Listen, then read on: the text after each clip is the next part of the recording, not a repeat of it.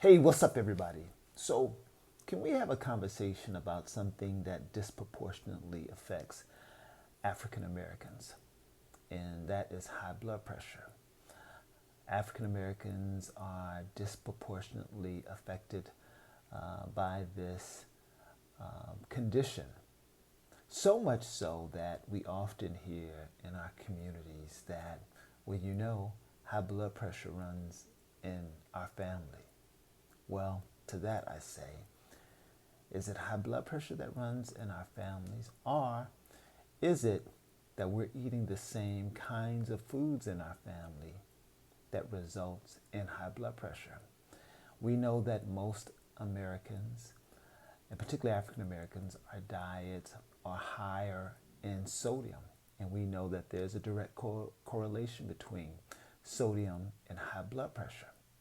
And so a lot of what we are accepting as a condition because it runs in our family really has to do with what we're putting in our mouths. And we also know about high blood pressure is that most people who have high blood pressure are low in potassium. And so the average American should be consuming about 1,200 milligrams of sodium per day because you do need sodium in your diet. And then we also need to be consuming about 4 times that amount in potassium. But for most Americans, particularly African Americans, when you look at our diet, it is the reverse. So we're consuming a lot more, probably 4 times the amount that we need of sodium and very little potassium.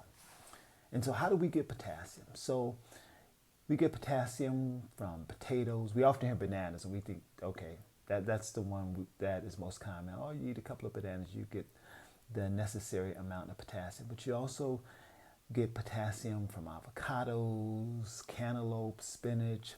A wide range of foods are high in potassium. And what the potassium does, it helps to release the sodium out of our bodies. And so it's really, really critical. Even if you're taking high blood pressure medication, you may be still struggling with high blood pressure. And it's because your potassium is low. And so it becomes really, really important that we focus on making sure we are consuming enough potassium so that our sodium levels will decrease. And that's why for me juicing is so efficient because you can throw, spinach in a juicer.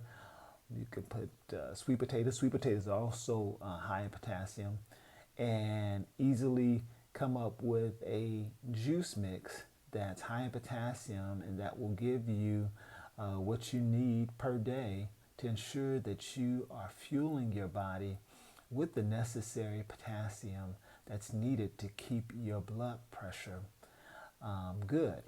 And so we need to stop saying that certain things runs in our family when the reality is what runs in our families is that we are all eating the same thing. I hope you have an amazing day.